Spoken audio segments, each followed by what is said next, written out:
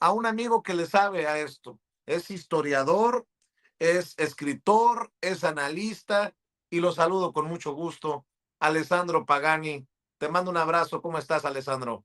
Hola Vicente querido, ¿cómo estás? Un gusto, un fuerte abrazo desde Milano, Italia. Aquí ya es nochecita, son las 5 de la tarde, allá es tempranito y pues lo sigo escuchando con mucho gusto y extrañando mucho a nuestro México lindo y querido. A En, ver, Ital pues, en Italia, ¿cómo se ve la cosa, Alessandro? Tú le sabes a Latinoamérica, pero sobre todo le sabes pues a este imperialismo que acusan muchos, lleva a Donald Trump a ordenar el secuestro de Maduro y el despliegue de fuerzas especiales el sábado por la madrugada en Venezuela. bueno, es triste que tenemos que reunirnos y dialogar nuevamente sobre temas tan fuertes a nivel internacional y para la región. Buenas tardes a todos, buen día. Y sí, tú dijiste el término justo, secuestro, porque eso no es una detención, es un secuestro de personas, un acto terrorista. Y permítame compartir una reflexión tranquila y honesta sobre lo que estamos viviendo en Venezuela desde la madrugada del 3 de enero. Bueno, tú lo dijiste bien, te agradezco. Yo soy un servidor, un humilde servidor y sí, he estudiado historia, soy analista político, llevo años observando estos movimientos de poder en nuestra región y lo ocurrido con la captura de Nicolás Maduro, con esta mal llamada operación resolución absoluta, me genera una preocupación profunda, aunque no me toma completamente por sorpresa, Vicente querido. Cuando uno analiza con calma este contexto histórico, ve que esta operación no parece responder solo a razones oficiales que se han dado en el combate al así mal llamado narcoterrorismo o la promoción de la democracia. Más bien encaja en una lógica de largo plazo, es decir, ese control estratégico de los recursos energéticos. Bueno, Venezuela, ya lo han dicho otros analistas antes de mí, tiene las mayores reservas probadas de petróleo del mundo. Hablamos más de 300.000 millones de barriles de crudo pesado que necesita tecnología refinadora avanzada, justamente la que dominan empresas estadounidenses como Chevron.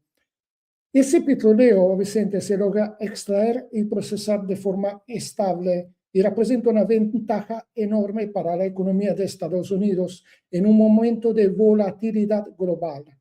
Y esto se alinea perfectamente con el manifiesto, con ese nuevo manifiesto de seguridad nacional de la administración Trump que vuelve a reclamar ese hemisferio occidental, es decir, desde Groenlandia hasta Panamá, como una zona de influencia prioritaria, casi como un patio trasero moderno que va en contra de ese concepto filosófico y político de América Latina, territorio de paz. Pero aquí, justamente desde el plano filosófico, pero hasta a nivel humano, yo no estoy un poco como confundido, es que no entiendo, Vicente, ¿qué es este concepto de paz en América Latina? O sea, tú y yo lo sabemos, ¿qué es realmente la paz? Pues es una pregunta que deberíamos hacernos, pero de verdad con seriedad. Ahora me pregunto, ¿es la paz la ausencia de guerra abierta o es más algo hondo? Para un periodista asesinado en México o en Colombia o en otro lugar de este gran continente que es nuestra América, no hay paz. Para las familias que migran huyendo de la explotación capitalista que las deja sin nada, pues no hay paz. Para los pueblos indígenas que siguen siendo despojados de sus territorios desde hace siglos, pues no hay paz. Y si le preguntas a un niño en la selva de Guerrero qué significa paz, bueno, yo creo, Vicente, que te responderá con una sencillez desgarradora, pues tener un techo y tener comida. Ese concepto abstracto de territorio de paz que tanto se repite suena vacío cuando se compara con esas realidades. A mí me parece una forma de excepcionalismo que recuerda mucho a esa vieja Segunda Internacional y media, o hasta el Foro de San Paulo, que predica armonía global y que se habla de derechos humanos, pero se tolera contradicciones brutales, como si la paz fuera un privilegio en la cual se puede permitirse sentarse en un Starbucks, mientras esa misma cadena es cómplice de aquellos masacres y limpiezas étnicas, infanticidios que hay en Gaza. Bueno, eso no es paz. Esto lo queremos llamar con el nombre justo, Vicente, pues esta es hipocresía. Ahora, lo que más inquieta es la ejecución misma de la operación. Fueron, al parecer, 150 helicópteros sobrevolando el Valle de Caracas, una ciudad que, permíteme decírtelo, Vicente, yo conozco muy bien, hasta los conozco como mis mismos pantalones.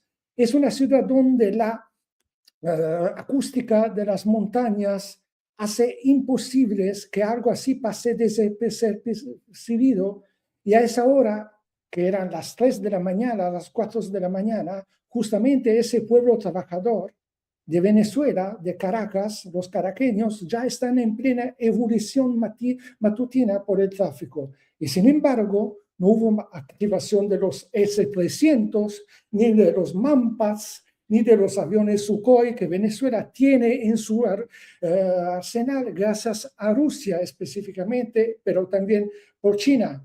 Un video que circula muestra lo que parecen disparos de Mampas. Bueno, el efecto visual es más parecido a cohetes artificiales de fin de año. Es un sarcasmo doloroso lo que voy a decir.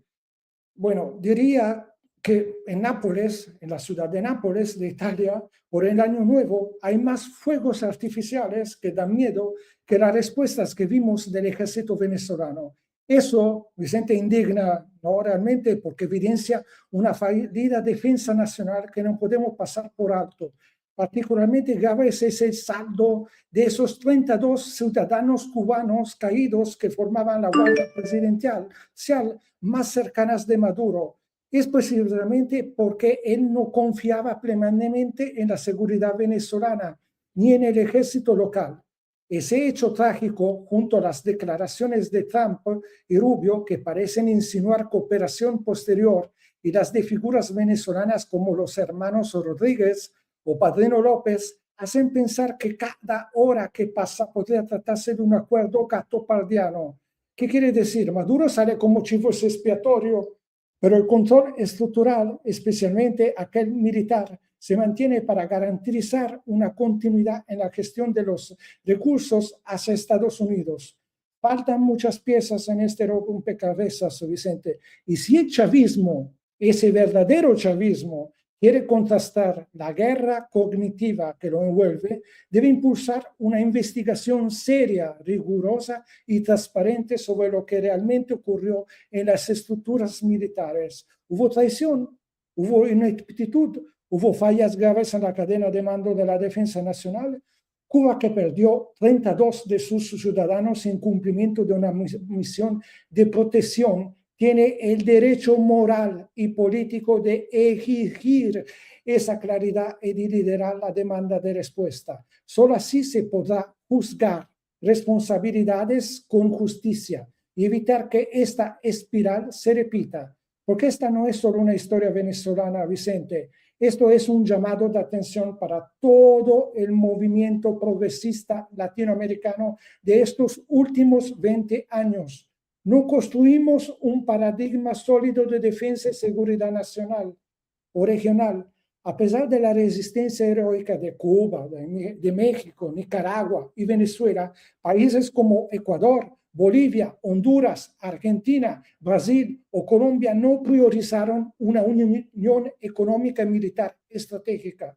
El socialismo del siglo XXI, que perdió fuerza tras la muerte de Chávez, se dio terreno a enfoques social liberales que no han dejado en esta posición vulnerables. Hoy, cuando Trump amenaza a Cuba, Colombia, México, Groenlandia, se presenta como una policía bueno con Rusia en Ucrania y deja a Europa como policía malo en un juego de guerra híbrida. La región necesita una autocrítica profunda, mi estimado Vicente. Bueno, esto era lo que yo quería decir y pues gracias por escucharme. Ahora, yo creo, y ya termino, que esta historia ya no es aún escrita. Todavía hay tiempo para que la verdad salga a la luz y para que construyamos respuestas colectivas. Estemos atentos a cómo evoluciona la situación. Vicente, yo estoy aquí en Italia, en Milano, pero muy pronto voy a estar nuevamente en la Ciudad de México contigo y para servir el pueblo mexicano. Estamos en una situación que necesitamos hacer un llamado desde México hasta nuestra Aztlán, reivindicar lo que es nuestro. No podemos permitir que unos halcones desde Washington impongan una ley internacional sobre los pueblos de nuestras Américas. Nosotros tenemos civilizaciones, nosotros tenemos pueblos, nosotros tenemos trabajadores, nosotros tenemos historia. México tiene una revolución detrás de sí. Sí, México tiene la gran Tenochtitlán, antes Nueva Aztlán, la que tenemos que levantar nuevamente. Tenemos que ser la vanguardia de lucha como México, esa retaguardia ideológica en la cual los pueblos trabajadores de todo el continente latinoamericano, es decir, desde la Patagonia hasta los lagos, vean en México y en nuestra compañera presidenta Claudia Sheinbaum ese faro de libertad y de esperanza para todos los pueblos de la región, mi estimado Vicente. Yo sé que tienes compromisos y que tienes que salir corriendo, Alessandro Pagani. Ya me lo había mencionado, Alessandro, pero tal vez una reflexión sobre el peligro y qué tan grande el peligro de intervención en otros países, porque Donald Trump tiene amagado a Gustavo Petro, el presidente de Colombia, que le ha respondido durísimo. Hoy la respuesta de la presidenta creo que es contundente. Reaparece el presidente Andrés Manuel López Obrador también con una respuesta fuerte a Donald Trump, pero pareciera que está ahí latente la amenaza de una intervención y México sabe de intervenciones. De hecho, una intervención nos cuesta más de la mitad de nuestro territorio en 1848.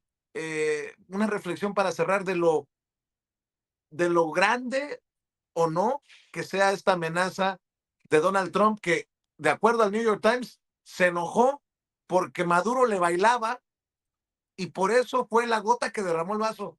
Así de alucinante como suena, así lo publica el New Sí. York Times, que por un baile de Maduro se enojó tanto Trump que mandó a los de las fuerzas especiales por él.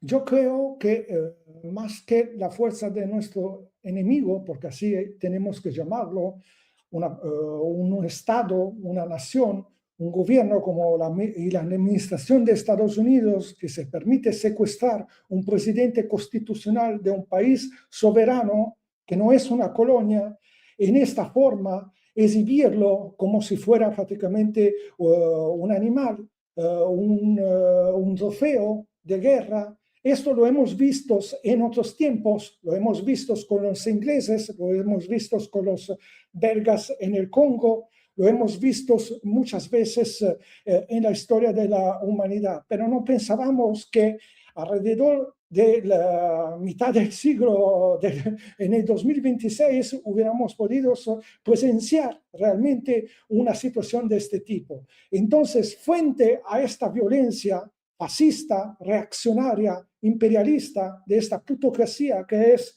Estados Unidos, lo que tenemos que hacer es armar una ideología, porque yo creo, a mi modo de ver, a mi humilde modo de ver, que nos ha faltado mucho desde la caída de la Unión Soviética y nos quedamos desarmados como pueblos trabajadores a nivel mundial, porque nos ha faltado justamente esa ideología justa o equivocada, con todos los errores que pueden haber existido en esta Unión Soviética, pero era un Spartiaco, era un limes frente a las barbarias que estamos viviendo hoy día con Estados Unidos. En ese mundo multipolar, donde veamos que no hay ya ideologías, donde básicamente lo que domina y reina es simplemente esa asquerosa geopolítica del poder e intereses simplemente de seguridad nacional de los mismos estados que se están dividiendo como en un pastel imperiales las regiones. Ahora, yo he escuchado mucho las críticas que se están dando hacia Rusia y China, pero Rusia, ¿qué puedes hacer, Vicente, en este contexto? Lo que tenemos que hacer nosotros como nuestra América es justamente reconstruir una fuerza que tiene que partir desde la cultura, desde la ideología. México tiene mucha ideología. México se llama Aztlán. Esa es la ideología que México tiene que levantar. Hoy en día, desde los lagos de Canadá hasta la Patagonia, nosotros somos Aztlán.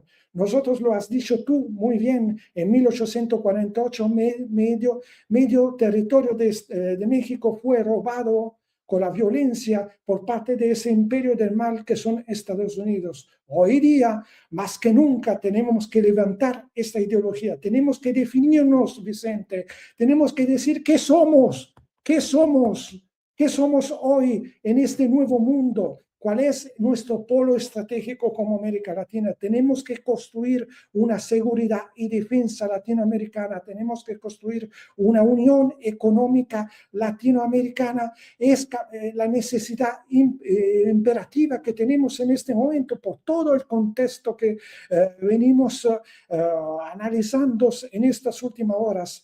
Estamos retrasados de 20 años. ¿Qué es este socialismo del siglo XXI? Que nos habían vendido hace 20 años. Que alguien me explique después de 21 años, de 20 años más o menos, qué significa socialismo del siglo XXI. Lo botaron en la basura, han traicionado completamente lo que era el bolivarianismo, el chavismo. Lo hemos visto con lo que está pasando en Venezuela, porque no hay duda, no cabe duda de lo que ha pasado. Lo vamos a descubrir a rato, muy pronto.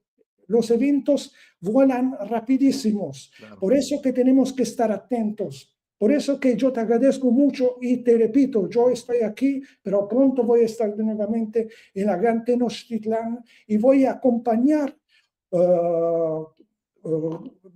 juntos con los brazos, teniéndonos por manos, Vicente, en lo que sea. Yo aquí soy Alessandro Pagani y pueden contar sobre mí, sobre mi apoyo como académico, como profesor e historiador, siempre 24 horas sobre 24. Y estoy alerta por cualquier cosa que pasa. Tú sabes, Vicente, que estoy aquí y puedes contar conmigo. El pueblo mexicano puede contar conmigo. Mi esposa es mexicana, yo soy mexicano. He nacido en Italia, pero yo soy mexicano. Yo me siento mexicano, mi arraigo es mexicano. Mi historia ya es mexicana.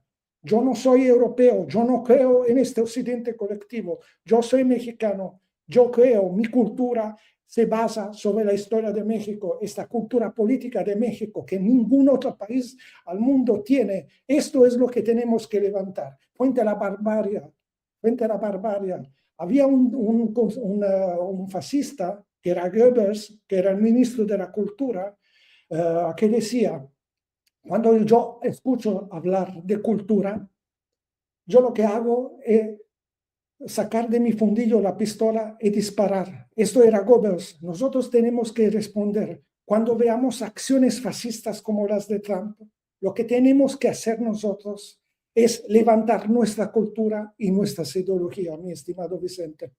Alessandro Pagani, has hablado de tal manera que me eriza la piel. ¿Por qué no, por el momento, cerramos invitando a la audiencia para que te siga en redes sociales? Porque sé que estás opinando, estás comentando. ¿Por qué no cerramos con tus redes sociales, Alessandro? Bueno, a mí me encuentran en X, ya Twitter, El Brigantero, y allí encuentran todo sobre de mí, sigan mi trabajo y pues aquí estoy también contigo, Vicente. Este es el espacio donde me van a encontrar siempre a nuestros seguidores, a nuestros oyentes. Te Sí, mando, te mando un abrazo, Alessandro Pagani, hasta gracias. Italia, y gracias por enlazarte con nosotros Cuídate y mucho. nos vemos pronto acá en México. Nos vemos. Cuídate. Gracias, Alessandro Pagani, historiador, escritor, analista, hablando apasionadamente sobre estos temas sin pelos en la lengua, sin censura.